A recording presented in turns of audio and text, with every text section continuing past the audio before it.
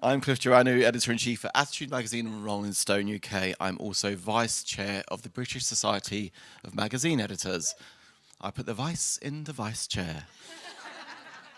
First, I want to say thank you to the Rosewood London for this elegant, incredible place. They've been such good supporters of everything that we do here. We do a number of lunches and breakfasts, and it's always an incredible way to introduce our spectacular guests and put on these wonderful showcases that we do. Our series of lunches and breakfasts has featured such luminaries as Edward Enninful, Anna Wintour, and just last month, Emma Barnett. So it's an incredible pleasure today to introduce another innovator into this series. Our host today is Editor-in-Chief of Marie Claire, Andrea Thompson. So it's with great pleasure I pass on to Andrea and our special guest, Tina Brown. Thank you, Cliff. Is this on? Can everyone hear me? Yeah. I first reached out to Tina in October because it struck me that if we wanted to have a real living legend of magazines, there really wasn't anyone better. And I'm so delighted that she's here today because her diary is pretty busy. We're very lucky to have her, and there were definitely some times where I thought, this is not going to happen, but it has. So thanks, everybody, for turning up to watch. And without further ado, I'm just going to give Tina a bit of an intro. So Tina stormed the traditionally male bastions of print journalism, becoming editor-in-chief of Tatler in 1979, at age just 25. 4 years later, she took over as editor-in-chief at Vanity Fair, which was millions of dollars in debt, increasing the magazine's monthly circulation from 200,000 to 1.2 million. She went on to become the first woman to edit The New Yorker. Tina was made a CBE for her services to journalism, and in 2008 she launched the online news platform, The Daily Beast. She also launched Women in the World, a live journalism platform to amplify the unheard voices of women on the front lines of change. In 2017, she released her best-selling book, The Vanity Fair Diaries, and went on to write 2 more books about the royal family, the Diana Chronicles and the Palace Papers. She now writes a weekly Substack newsletter, Fresh Hell, which I'd really recommend you subscribe to, and this week hosts her annual conference, Truth Tellers, in London. Thank you, Tina. Thrilled to be here. Can you all hear on this? This good. All right. Hope you're okay back there in case you want to move or anything like that. Wonderful. I love the Rosewood too, so this is very happy morning for me. Thank you. Tina, I want to start out at the beginning. You were expelled from 3 schools, so you've obviously always been... She did her research. I hate it. You've obviously always been a bit of a disruptor, a natural challenger. When did you sort of realise that you could channel that into journalism and make a real success of that quality? I slightly stumbled into journalism, really, because I was, in fact, more interested in the theatre. You know, my father was in films, and I wrote a couple of plays that were actually done at Oxford, you know, at the Edinburgh Festival. So I was really thinking about plays. And then I got into student journalism, you know, interviewing people, and I realized it gave me this wonderful license to be nosy, you know, to be curious, because I am very curious, and I loved being able to ask the questions sort of with a notebook. And that's really what got me started, was realizing, you know, that journalism allowed you this incredible access to open the doors and dive deep into people's fascinating lives. So that's really what sort of got me into it. And in terms of disrupting it, really, I never saw myself really as that. I mean, when I took over Tatler, I had a vision for it and I wanted it to be something else, but all I was doing was charging ahead and making that vision happen. I wasn't thinking I'm going to go in there and disrupt, so much as like, I have an idea of what this could be and I'm just going to do it, you know. How possible do you think that is to do today? I mean, you know, and have those sort of qualities and make a, you know, really be a natural disruptor and make a success of those sort of things today? Do you think it's... Well, I mean, you know, the possible? thing I always recommend, actually, when young people say, you know, what's the best way to get into journalism? It's so much harder today, of course. But it is good to start on something small that's failing, because the best way to make an impact is take on something that's failing and make it succeed, right? So when I took over Tatler, it really was a sort of depressed debutante, sort of shiny, it had sort of, it was just very drab pictures of, ladies sharing a drink on the stairs with, toff sort of, Hooray Henrys.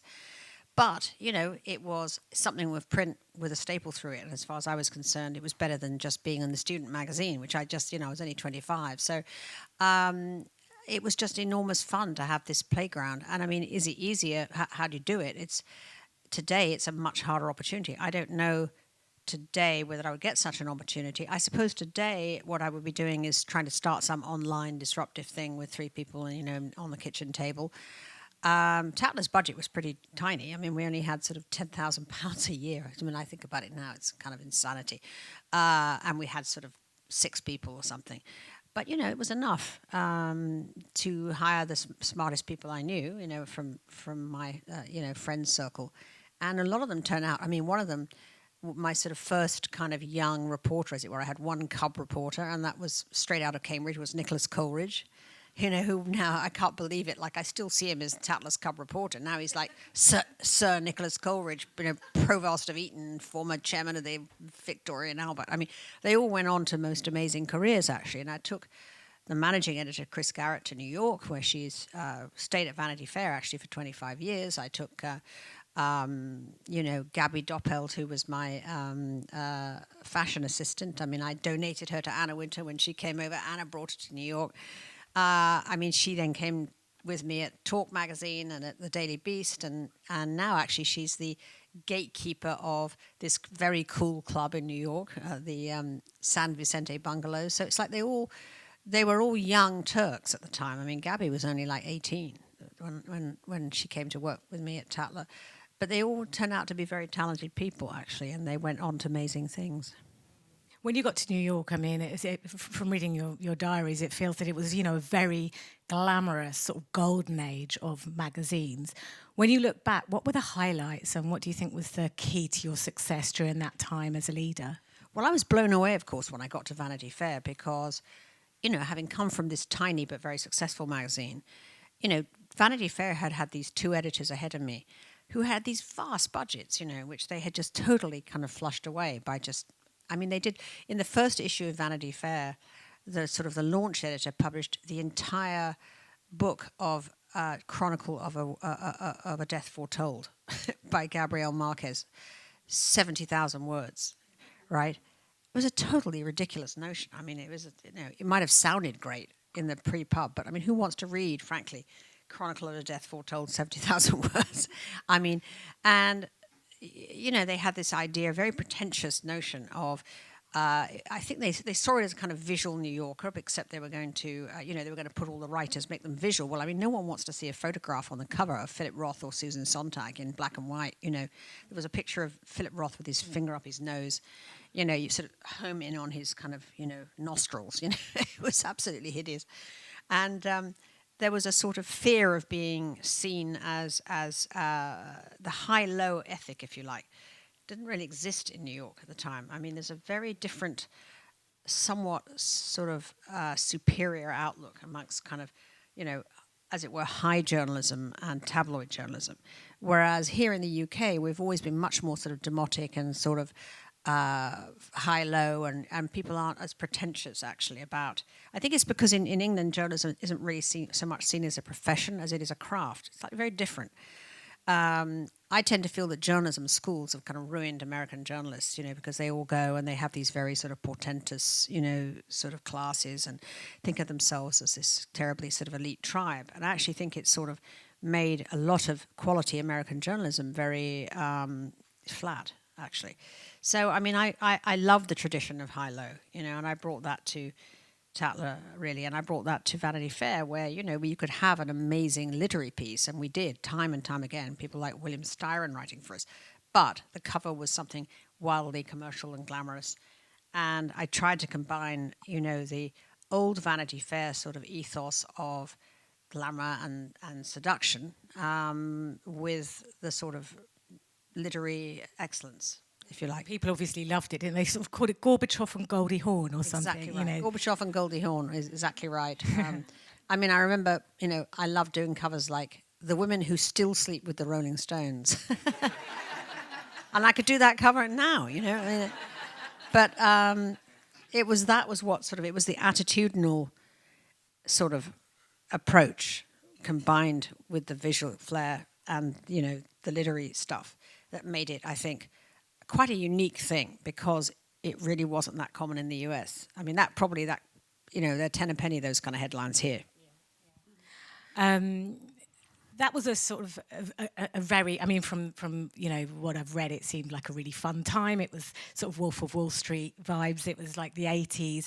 And you began mixing in sort of social circles that included people like Donald Trump, who you met a few times. And I think So what was your perception of him then, and how's that evolved over time?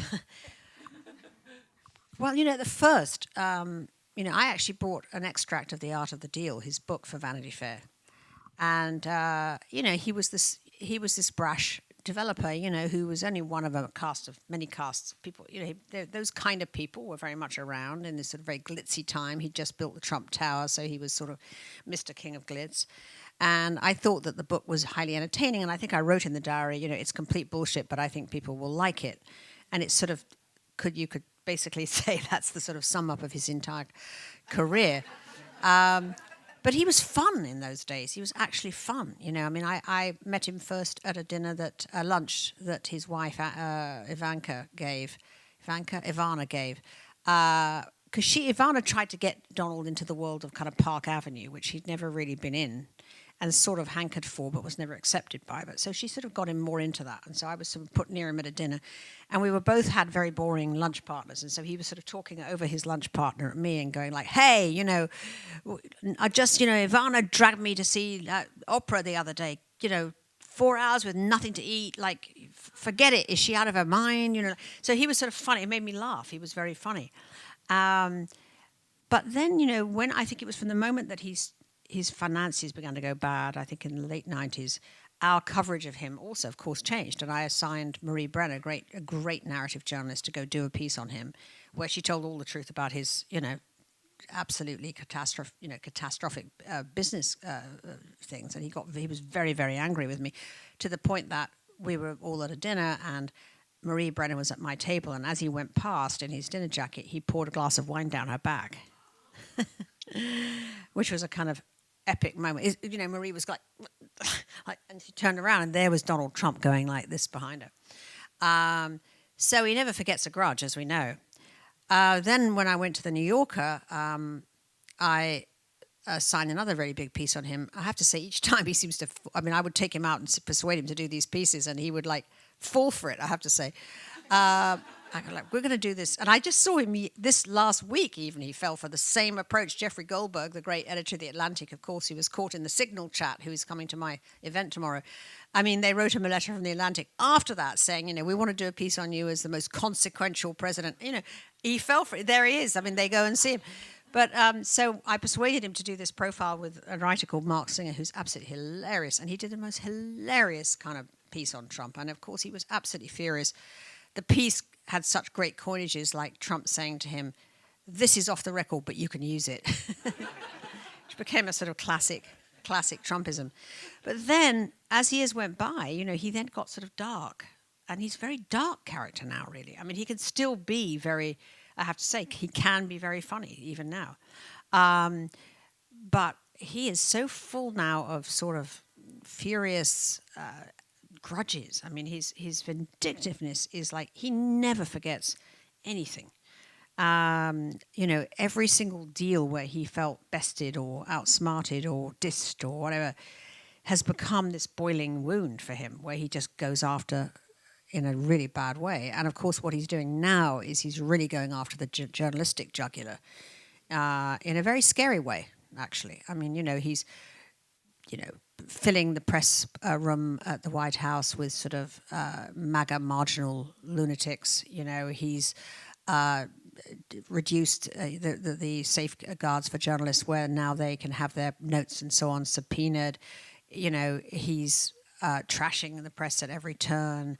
The worst thing he's doing is launching these very, very billion-dollar lawsuits against anybody who's crossed him. And what's very concerning to journalists is that their managements are just folding. The billionaires who own their outfits, like whether it's Jeff Bezos at the Washington Post or whether it's Sherry Redstone and Paramount owning CBS News and 60 Minutes, because of their conflicts of interest and they have business in front of the government, they are folding.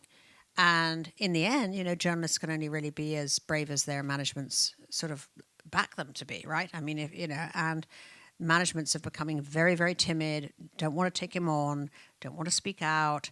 It's very, very alarming. And I think that the most insane thing was to hear that the Committee to Protect Journalists has advised journalists coming into the US now to bring burner phones in case they're sort of stopped at the border or their phones are taken away. That's the kind of thing you advise journalists who are going into China or something.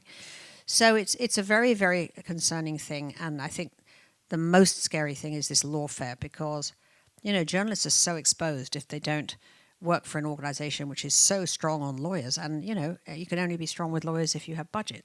And so that collision between Trump's suppression and the sort of somewhat broken business model of media, it's a very bad combination for journalists. Which is what your summit is about, isn't it? Yes, really? yes. Tomorrow. Shall I do my Truth Tellers minute? Okay. Truth Tellers, which I launched to honor my great late husband, Sir Harold Evans, Harry.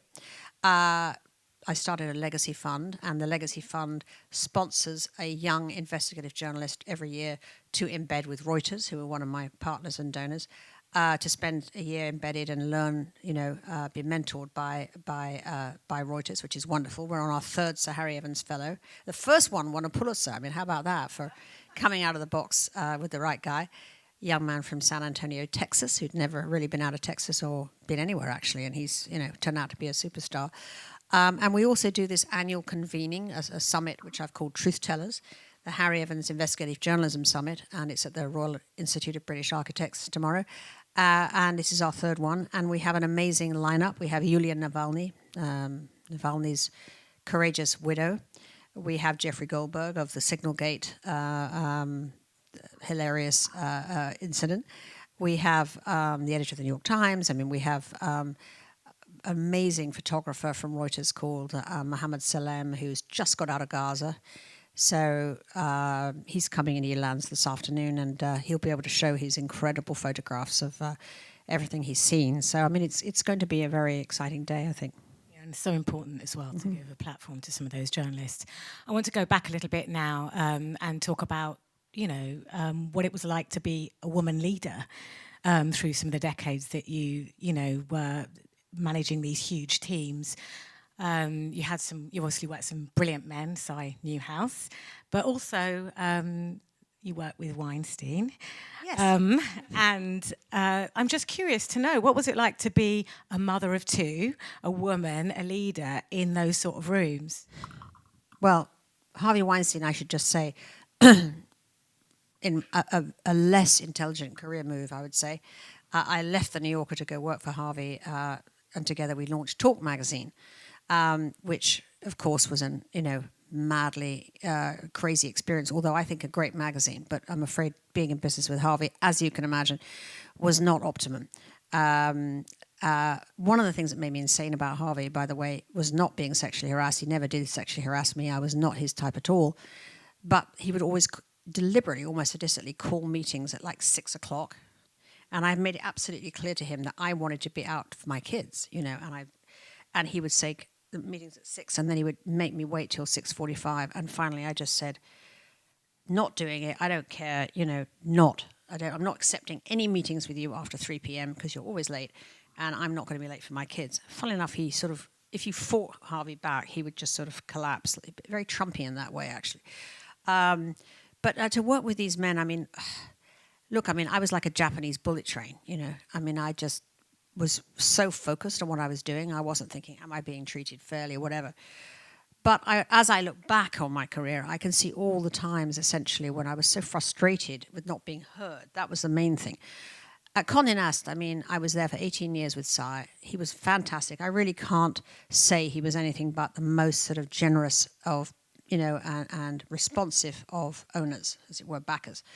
But what he did was he just sort of kept me out of any of the business decisions and said things that just, as I look back, I just can't believe how aggravating it was. It's like, for instance, when he launched other Vanity Fairs. Like, I had turned this magazine around from nothing, made it into a stellar success, and then he was sort of launching in Italy and all that. He never even included me in those conversations. It was like he would have the male publisher and he wouldn't ask me to the meeting. And it was like, but I'm the one who did it. You know what I mean? It's like, and it was this kind of don't bother your pretty head about business attitude that really got on my nerves. And actually, the reason I left the New Yorker was exactly that, because when I'd been at the New Yorker for about 7 years, I realized that the New Yorker could not, it needed to be lateral. We had to expand its base. Couldn't just be a magazine. It should be subscriptions, expensive subscriptions, because they were charging $12 for a sub. Can you believe it, for the New Yorker? And I said, it could be like HBO. They could charge $50. Didn't want to know. I said we should be doing the New Yorker books, New Yorker radio at the time, New Yorker films. Not interested, which of course everyone is doing that stuff now. I mean, I was so ahead of my time, is the truth. And at one point he turned to me and he said, "Why don't you stick to your knitting?" Stick to your knitting. Okay, so that was it. That's when, that very evening, I met Harvey Weinstein, who said to me, "Why don't you come and be with me? And I'd like to expand your magazine idea into being television and films." I mean, he was like saying all the things that I was saying. So he kind of made me very susceptible. But the thing that really annoyed me, I mean, and I won this, but only by having a very sort of powerful agent represent me, because I could not have had that conversation with Si, because he always treated me as this kind of rockhead, essentially, was that I discovered that the editor of GQ was being paid, many hundreds of $1,000s more than I was, after I'd turned around Vanity Fair. And I could not believe that I was so... I mean, I was being paid, just literally a couple of $100,000 less than he was. So once I learned that, I got this very sort of, big name agent who Si was intimidated by, to go see him. And I mean, what was so unbelievable was, he goes in to see Si. I just had an offer from somewhere else. He says, "Tina's going to walk unless you pay her, X." And he doubled my pay in like 10 minutes, right? But, those things you remember and you just sort of think, why did it take that? And I wish it had been me that had gone in and asked for it, by the way. I'd like to pretend. I mean, in the movie version, I would storm in my, in my Manola Blahniks and say, pay me more or I'm gone. But I didn't. In fact, I was cowering in my office waiting for this call from Morton Janklow. And I was stunned when it only took him about, 30 minutes. And it did make me think a bit about our techniques of getting raises, that we're not as good as we should be. Yeah, you were very good, though, at what you did. Do you think that any of the qualities that you had as an editor are universal qualities that, apply to, editors today? Yeah, I mean, do. what do you think makes a good editor, and how do you build essentially very successful teams? Because you've got lots of experience in this. Well, I mean, the teams are absolutely essential. And I always have built teams on a kind of foil basis, right? I mean, it's not for me about the resume at all. I mean, I never looked very hard at resumes. It was always about, I need a really solid, pragmatic Taurus type, to be my managing editor, because I'm a whirling dervish. So I have to have a sort of partner who is a completely steadying force and who is strong enough to come in and say to me, "Look, I know you do want it, but we just can't, because of this, that, and the other." And it's not about being inhibitive so much as just saying, "Look, we don't, let's rethink it. We don't want to go over budget, etc." That's very important, critical for my success anyway. And I had in that an amazing managing editor who I took from Vanity Fair to the New Yorker and couldn't get her to come to talk. And I believe not having her was a huge problem for me, because I didn't have that strong foil, which I particularly needed with Harvey around. I also think you need what I call the inside people and the outside people. I mean, you need people who are really rigorous at every bit of the craft of journalism, whether it's writing captions or production or, line editing and copy editing and all that. But then you need a few people who really are the Livewire people who go out and get stories and who are plugged in, to the world of culture, talent, social, because they're the golden retrievers who come in the next day and say, I was out at so-and-so, I just saw this screening, it's going to be an incredible movie, let's do something about it. So you need that mix of people. And that's really how I've sort of built my teams everywhere. And actually, they've all lasted in a most amazing amount of time. I mean, the Tatler team I mentioned to you, but at the Vanity Fair team, after I left, I bequeathed that team to Graydon Carter, and they literally only left. Most of the last one, I think, left, 2 years ago. So they stayed for like 30 years. And the New Yorker team that I built, they're all still there. I mean, except for two who've now, Pam McCarthy actually only left, like about a year and a half ago. So they were very, very strong teams, and they were able to work not just for me, but for another editor. And I think, you're not a success if you don't leave something that can go on. I think if it collapses when you've gone, then you didn't really build a team that was to last, So it's very important, the team. I mean, it's critical, the team. The landscape has changed dramatically now, though, hasn't it? I mean, when you were, coming up the ranks, and it was very much about the journalist as the ultimate influencer, which has really been replaced by content creators, social media platforms. What are your feelings about how things have moved forward? And well, obviously, look, I'm now starting to get kind of irritated with the panning of legacy media, only because I think it's kind of old, because I actually think a lot of legacy media companies are now doing really innovative things themselves. They've cottoned on finally. Maybe they were late to the party, but they are doing a lot of it. The new platforms, there are multi-new platforms in the US, fabulous, spirited kind of, upstarts, which are great. But, making a business model that's successful means that it's so hard to make it a business model that allows you to do the kind of rigorous journalism that I've always admired.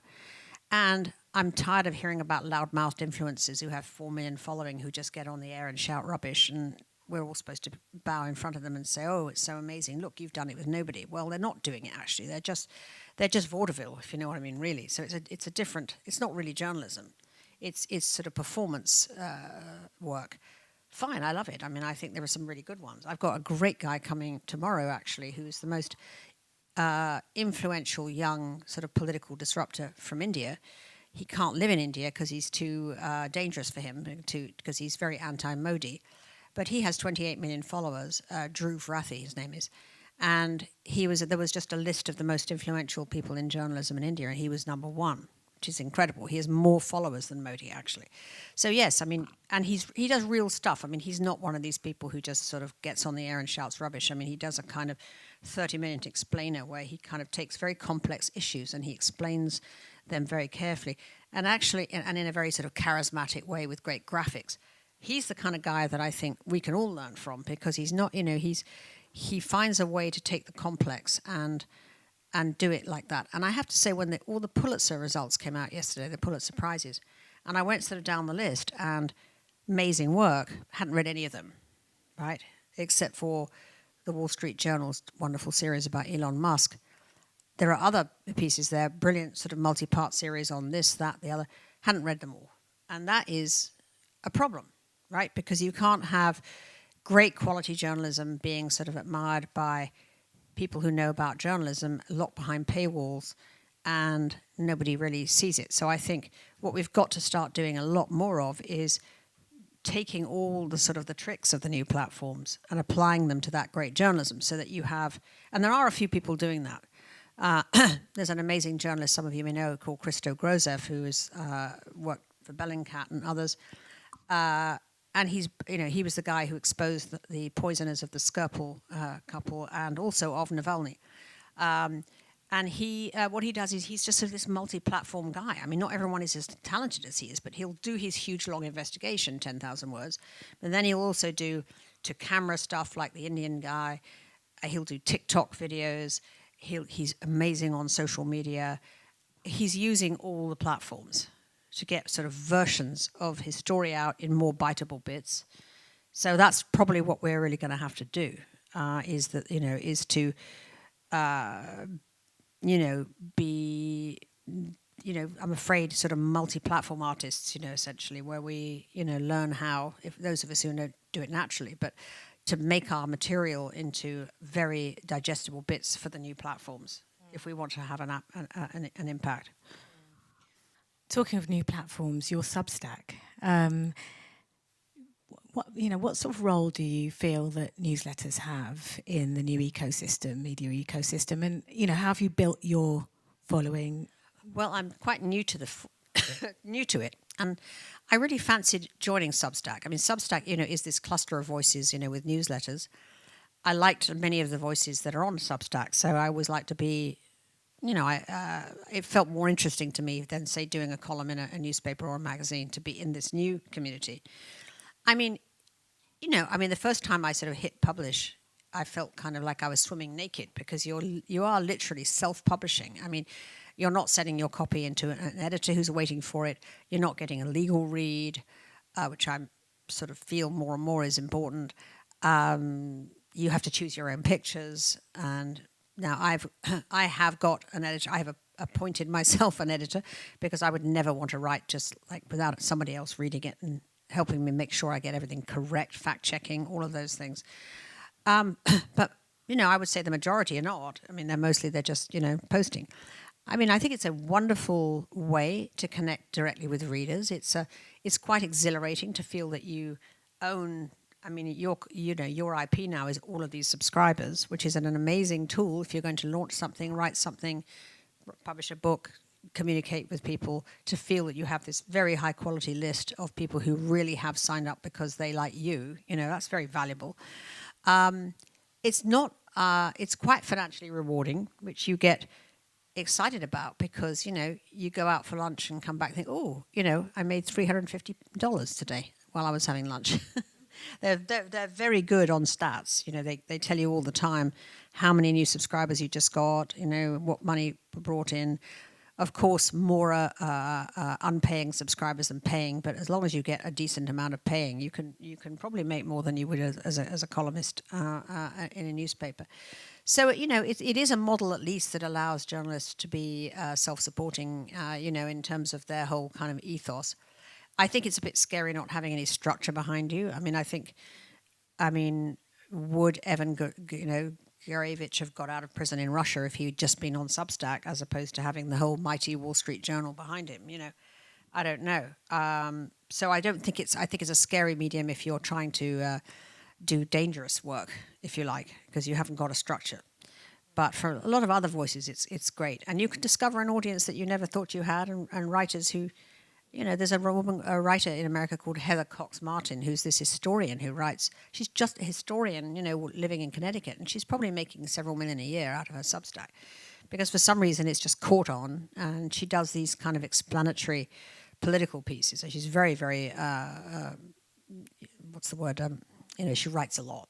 I write once a week because I find it exhausting, the whole experience doing this. But the more you write, the more you get, So it's, and they're now doing a lot of video interview stuff. So I'm now doing video chats.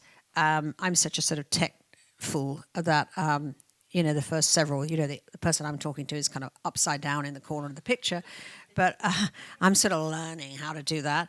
I mean, you have to be an old dog learning new tricks.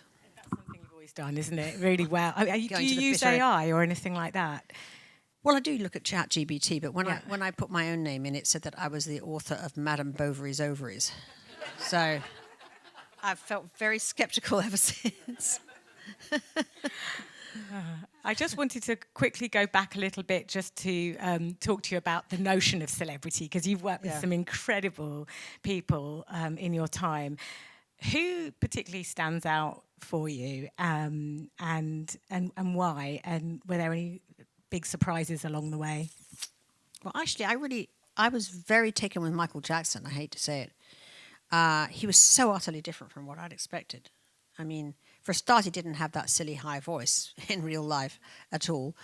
And he was just really interesting about his writing process, actually. And he was reading, John O'Hara novels. I mean, he was just so totally different from what I thought. Now, since then, we've also found that he was, hideously depraved, etc. But at that time of Thriller, he was it, as it were. And I found him extraordinarily sort of captivating, I have to say. Who else have I really thought was great? Yeah, I'm interested also about Diana, because obviously yes, you of became course. very close to Diana and you wrote the books about I mean, to her. say I was close would not Well, be. person, you knew her. But I person. mean, yes, of course, Diana was the ultimate celebrity of all time, and Tatler sort of rode the Diana wave. I mean, I felt kind of intimately involved with her because when I was at Tatler, I was 25, sort of a year into Tatler. Lady Diana Spencer kind of comes on the scene. Lots of the people in my office knew her because they were these kind of young, sort of, somewhat upscale, young sort of Tatler, Condi, sort of intern types. And they knew her, and then she becomes like the biggest story in the world. So we sort of rode the Diana,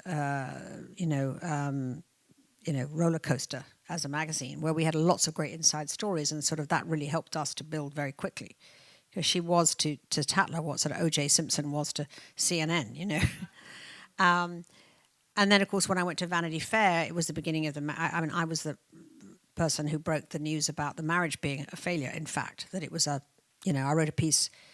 I didn't do a lot of actual writing for Vanity Fair, but I was the one who knew more about it than any of my own staff. So I came to England and I did this piece in '86 called "The Mouse That Roared," and it was about Diana being not the sort of blushing, sort of shy creature we thought at the wedding, but actually that it had become a really fiercely combative marriage, that they hated each other, all of that. I broke all that. They were so upset that they went on the BBC to deny it, which made me realize, of course, it was true, because anything that the palace denies usually is true. And 6 weeks before she died, she came to New York for the auction of her, for charity, of her dresses at Christie's. And she asked if I would come for lunch at the Four Seasons with Anna Wintour. And at the lunch, she sort of turns to me and she says, "I think I owe you an apology for that," just sort of funny, and she kind of smiled.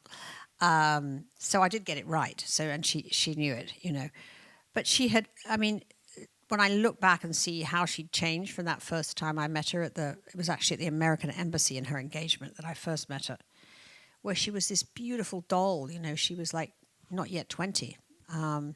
And when you think of how young that is, she really was a beautiful child to how she was when she came into the Four Seasons 6 weeks before she died. Wearing, she was just this unbelievable rock star. And Diana was so much more beautiful in person than she was on camera, because you didn't get on camera, you don't get her height. She was supermodel height.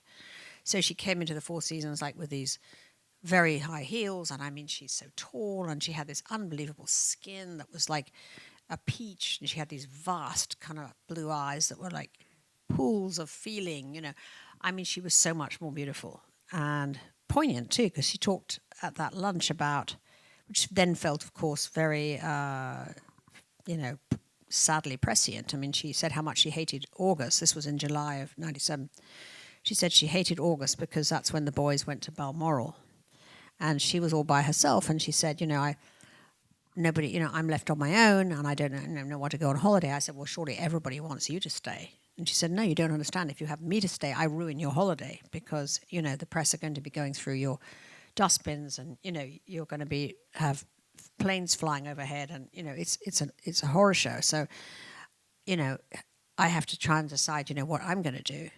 And when she said that afterwards, I thought, that's really why she was on that boat. And that's what's so tragic. She was there because she thought it was safe. She was there because she thought Mohammed Al Fayed has this huge fancy boat, bodyguards, cars, drivers, private planes, all the things that were needed to keep her safe. When, of course, it turns the reverse was true. Actually, Mohammed Al Fayed was only interested in exploiting her, and telling the press where she was, and making her into a sort of hideous trophy for his son. So she got it completely wrong. And, of course, in dismissing her private security, she made another mistake.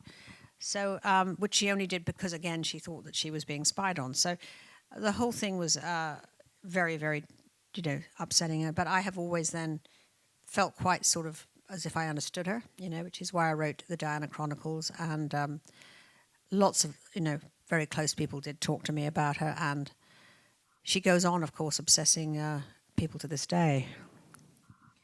Of course, celebrities have their own platforms these days, and things have changed. But you were, very much the guardian in lots of senses at that time. And print magazines were the only avenue, weren't they, for cover stories for big celebrities? I'm just curious to know, today where you see the magazine fitting into the ecosystem that we have, and the media, and I know how they stay relevant and relatable, really. I know it's a very tough time for magazines. I mean, I do see that. Right now they're looking for a new editor of Vanity Fair, and I'm always being asked, who would you make editor? But the fact is that it's a much more. The numbers have to be. I mean, I think it has to be sort of high numbers and sort of high demographic and sort of smaller numbers, essentially. I mean, it's a luxury item, and being digital is everything, because I mean, from the moment that you could get the story before the magazine, what's the point in buying the magazine? I mean, it even became an issue for me before the digital thing really took off, by simply the amount of stories that how soon to release a story when the news was starting to pop and push and pop and push, and you're sitting on this story. But if you put it out there, you've killed your product, essentially. And I don't think there's been any way to solve that problem, essentially. So how visually sort of seductive a magazine is very important, because that's another reason to buy it. You actually want this physical thing. But obviously the game is digital, the game is video, the game is multi-platform, and all the things we've talked about. So who do you subscribe to yourself now, and which who do you think's really doing a good job? Well, very few magazines, actually. Funnily enough, I do subscribe to both The Spectator and The New Statesman in London. I like both of them, just because I don't know. I started my life at The New Statesman. I think he's got a new editor is beginning actually this week, but. I mean, I think the quality of the writing is very good. I quite like the feeling of those magazines still. They're sort of very manageable. You can stick them in your pocket. I do subscribe still to the New Yorker, the Atlantic, which of course has had a huge new heyday under Jeffrey Goldberg, who's coming tomorrow. Very few magazines. I read everything on my phone, and I have a lot of digital subs, but not many to print. And because we're running out of time, I want to leave some time for questions. I want to wrap up by asking you what advice you'd give to young, budding magazine journalists today. Please don't come into the profession.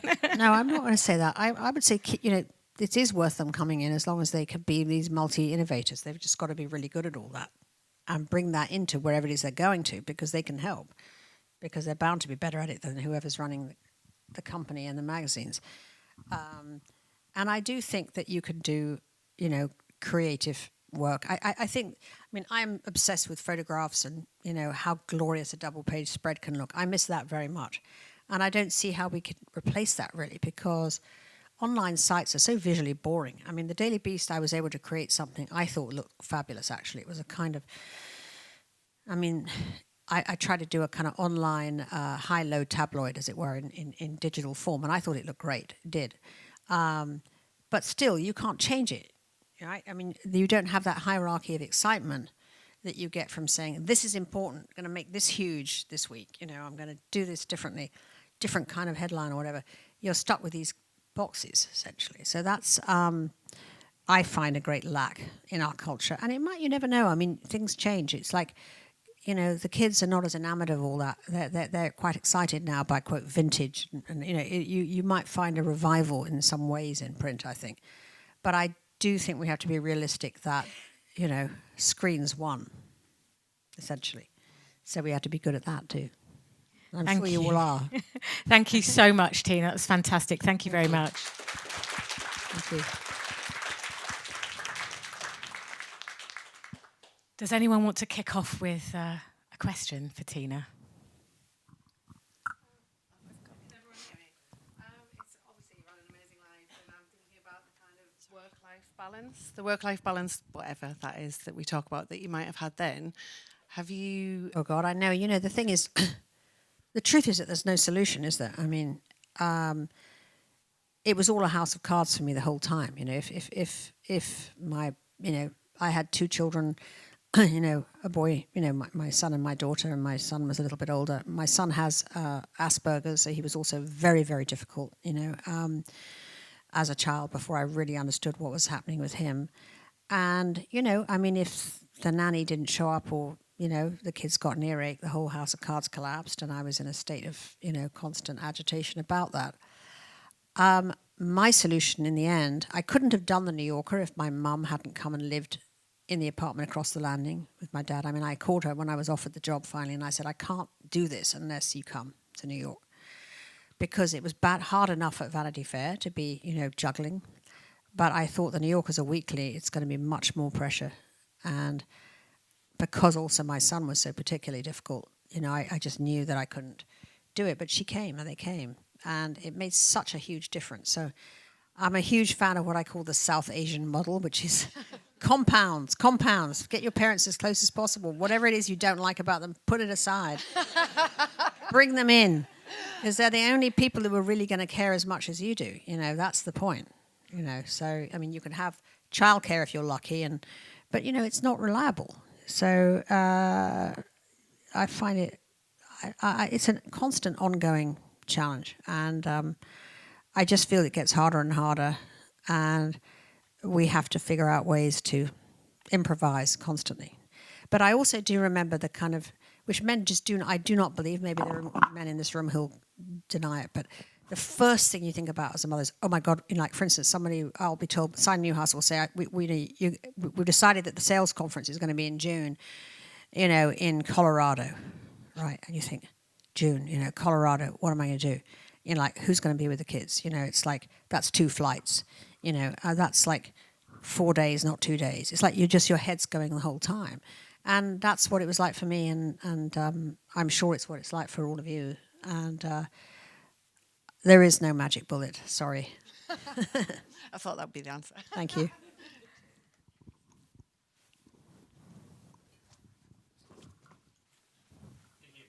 Yeah. Thank you. I want to ask you a little bit maybe about business models. Yes. You mentioned a fragmented media landscape. I think all of us in this room are kind of thinking about, you know, you mentioned when you were at Vanity Fair and New York are thinking about diversifying, and that's something you went to talk to do. If you happen to be at a legacy media brand today, how would you be thinking about the business side of it? How would you be thinking about ensuring that there was longevity to the brand? Asking for a friend, obviously. Yeah. Well, I mean, you've got to be, I think my critique of the legacy media is many of them have just been very, very sleepy to get on it, you know, and sort of wring their hands and say, because it's just not coming back. I mean, the business model is a tin cup half the time. Obviously, you've got to create something that's attractive enough to get subs and as expensive as you can.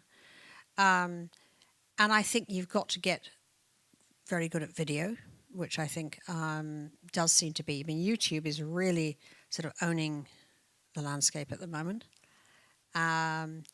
which is not easy because you're having to really think about your own staff differently. And that's one of the problems. One of the problems, I think, and I come up against it constantly in doing my summit, Truth Tellers, sometimes some of the greatest of journalists are not particularly good at communication. You know, it's not what they do. It's almost like you have to partner them with someone who can present their work, because or find graphic ways to do it that doesn't involve them droning at the camera looking at their notes, you know. But I think the video is very important. I think that the social media is very, very important. And, you know, unfortunately, you know, we are having to get used to doing things with less, you know. I mean, and there was a lot of waste, I think, before, in some ways. I mean, I realize it now. I'm doing, you know, this summit that I'm doing. I mean, when I ran Women in the World, sort of pre-COVID, as it were, you know, we had an office and we had all these kind of things that I realize by not having them, you know, by doing it all on the Zoom. I've got producers in London. I have a graphic person in India. I have, you know, it's amazing. I mean, I miss a lot of the in-person, but you can really get the cost down, you know, hugely, obviously, by not having some of those things, you know. So I'm not telling you anything you don't know, but we're very much in transition. But I don't think that we should. I think we should not be kind of bullied into the idea that legacy media is dead. I mean, look, at the end of the day, you know, I was asked, you know, which things do I think will survive in sort of 5-10 years from now? Well, I mean, you know, honestly, I do think that most of the great titles will survive in another form, and a lot of the newer things won't. I mean, remember we were all being told that sort of BuzzFeed and all these things were, you know, they were going to win the day. Well, they didn't. Because in the end, they were chasing, you know, they were chasing hits, essentially. And the good news is that actually quality is the thing that sort of does have a much bigger legacy, because, you know, if it's got to be worth buying. And I mean, there's nothing like making a lot of news to make yourself worthwhile, you know. I mean, I still don't think that there's anything better for a brand than to make news in a consistent way, so that, you know, I always feel it's the 3 scoop motto, you know, wherever I've gone, is like when I'm trying to revive something or start something, you have to do it with enough times that people start to think, wow, you know, I keep hearing about this, I ought to subscribe or I'll miss it, you know. Very competitive landscape, though. I'm quite interested in, you know, the Observer trying to sort of relaunch and all that. I don't know what I think, whether that will be successful or not. I mean, I hope it is, but I don't know. It'd be very interesting to see. You're much more plural press here. I mean, in America, we have far fewer outlets. I mean, I know people here feel, you know, that it's a very sort of reduced scene. There's nothing. I mean, America, we've only really got the New York Times, Washington Post, which is being killed by Jeff Bezos at the moment, and the LA Times. The Wall Street Journal actually is doing very, very well under Emma Tucker, who was obviously here before. But everything else is kind of a new upstart. But some of them are doing very well, really well. I mean, the Baltimore Banner, which is this like startup in Baltimore, it just won a Pulitzer. So, you know, because they're good. I mean, they're breaking through. Yes.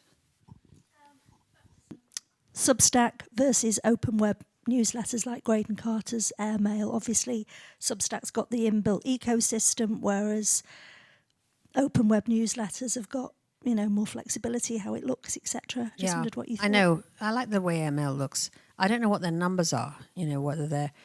I like the Substack. I would go with Substack because I think the people who own it are very innovative and very expansive. And I think they're going to get really big, actually. We have one of the co-founders on the stage tomorrow, Chris Best. And actually, as someone who's just joined it, they're attentive too. I mean, although I'm publishing into the ether, they care. And they'll call and they'll say, you know, anytime I can get hold of, not him, but the editors. I found the editor, for instance, who I deal with, who kind of was the one who really got me to do it. He's an immensely talented editor, actually, and great taste and lots of ideas. So I tend to feel the Substack model is the one that's going to have much more legs, actually, than the other.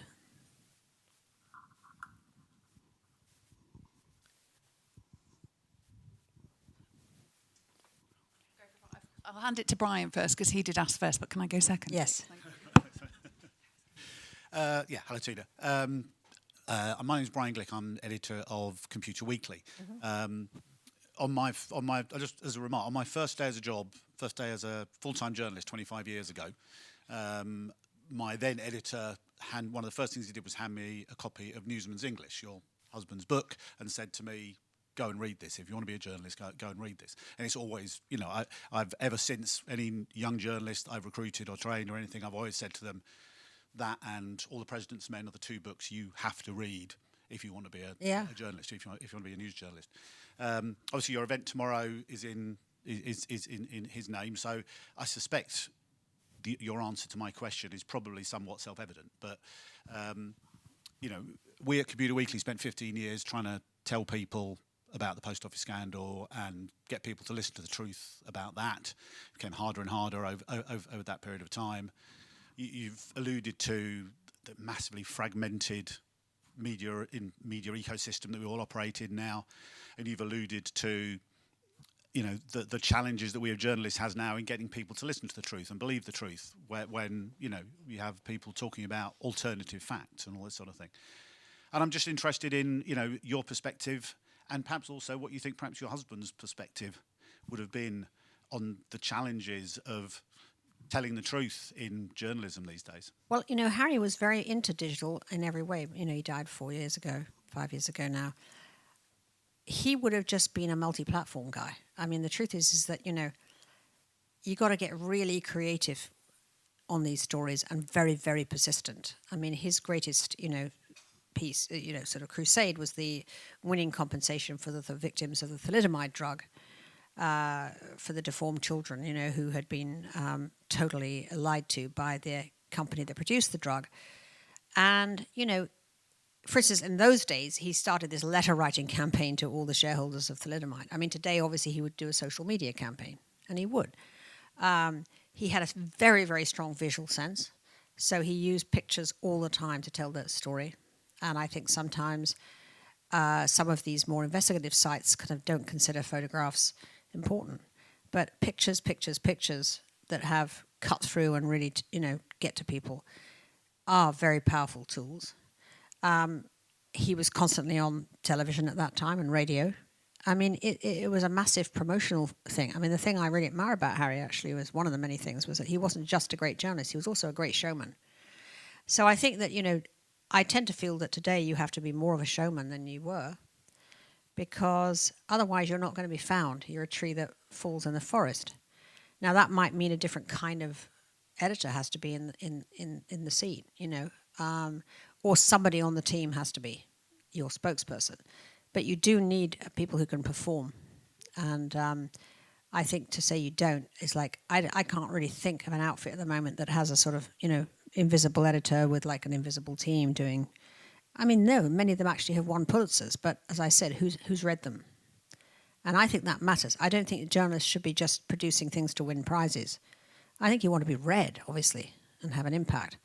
I mean, the post office story, I think it was broken by your magazine, wasn't it? It was amazing. Well, I mean, fantastic, but she obviously probably didn't have the budget, tools, whatever, to do those things, right?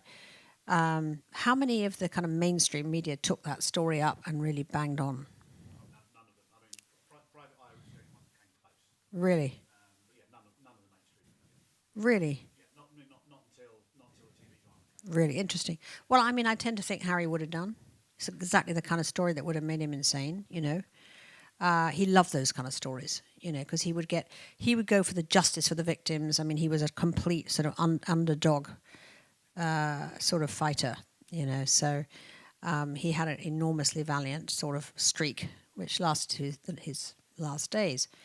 I mean, he still kept up with those victims of thalidomide right till the end of his life. I would come back, from being out, and there would be someone in their 60s, who was a thalidomide victim sitting there talking to Harry. And in fact, at the end, he helped to get going a story in Canada at the Toronto Globe and Mail about some victims in Canada who hadn't been compensated. So he also had a very tenacious spirit. And I think that's what you have to be.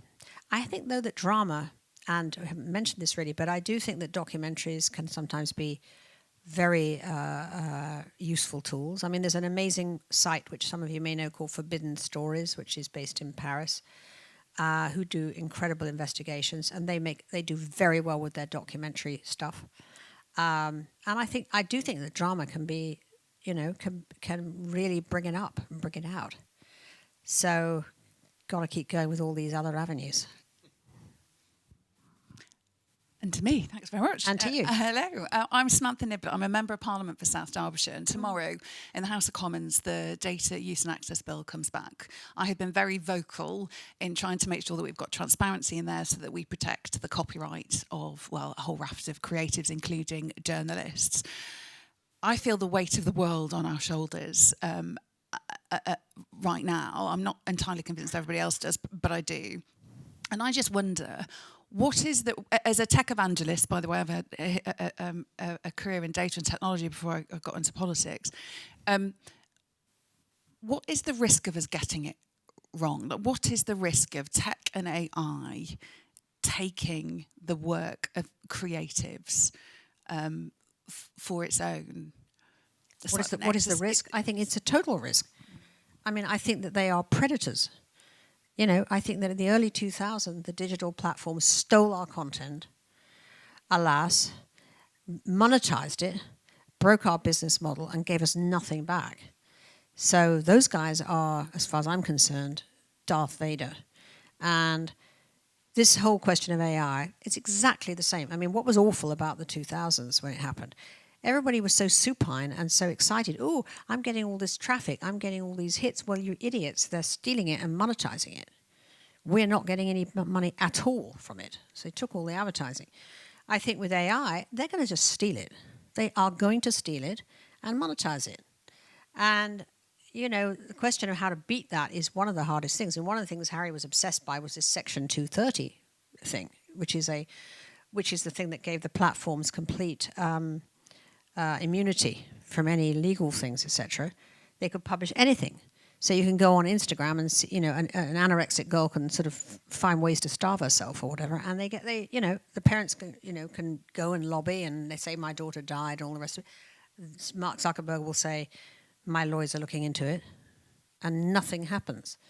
And one of the terrible problems is that they have so much money that I mean, I don't know how you beat them, but I would love to see them beaten. And I'm somewhat worried in this trade deal thing that's going on now that sort of Starmer will trade that out somehow because, of course, now Trump is really a captive to all of these people.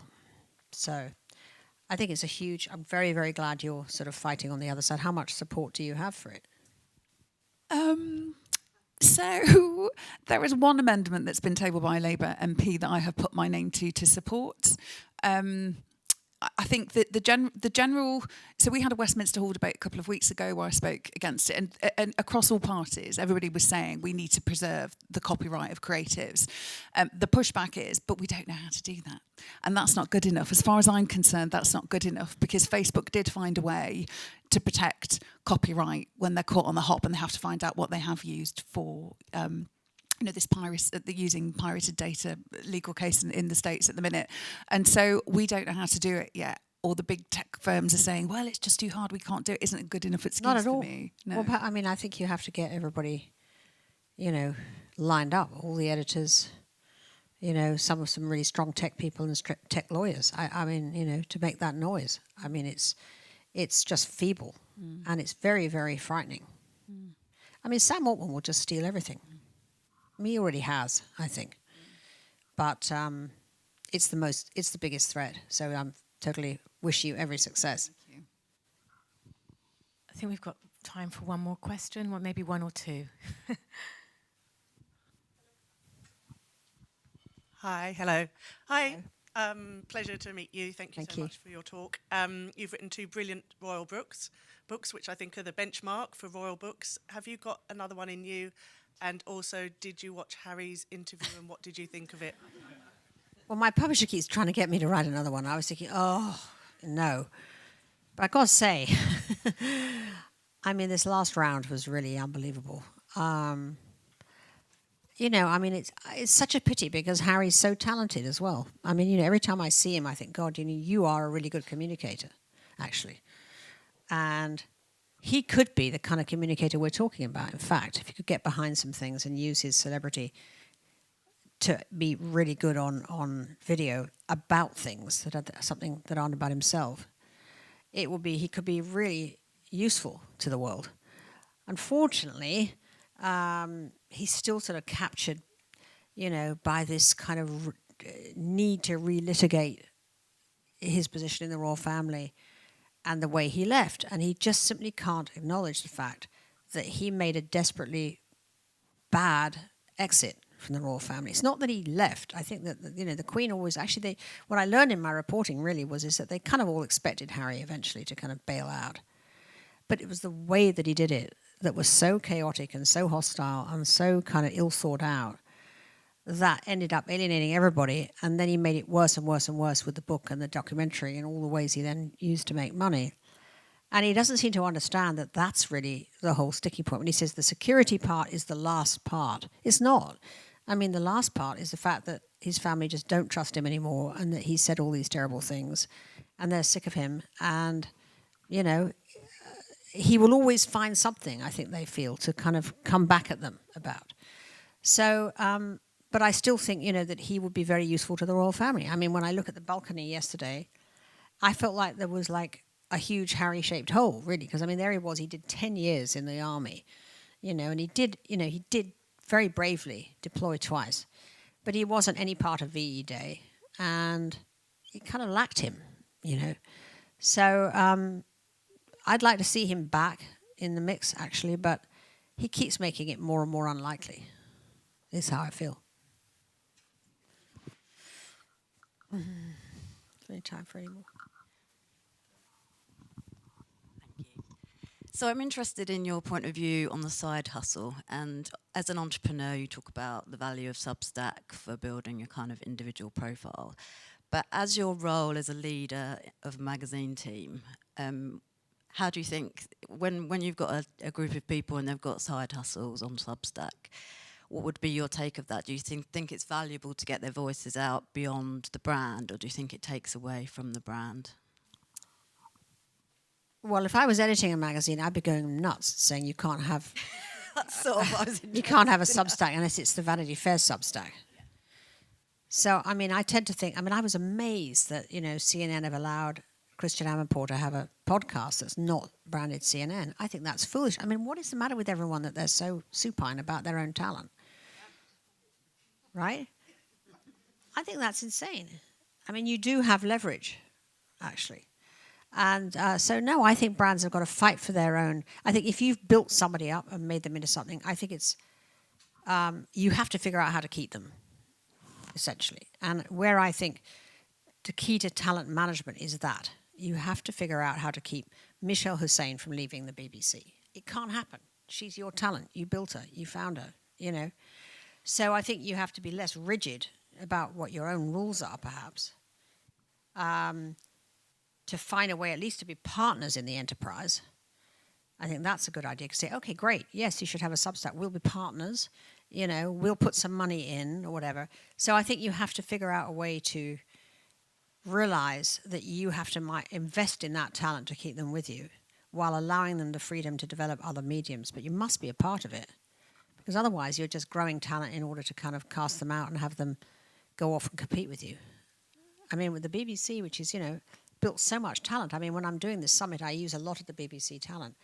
And I mean, so many, I mean, again and again, you find like the ex-talent. I mean, they've gone, which is terrible, really, for the BBC. You know, you've got Emily Maitlis and John Sopel and Michelle Hussein, and I mean, they're going, gone, you know. And that CNN thing, I just thought, what on earth?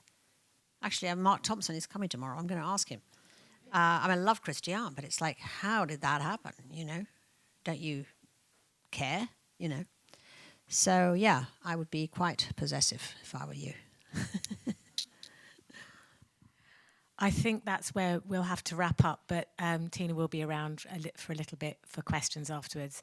I just wanted to say thank you again, everybody, for coming today, and thanks to the Rosewood for hosting us.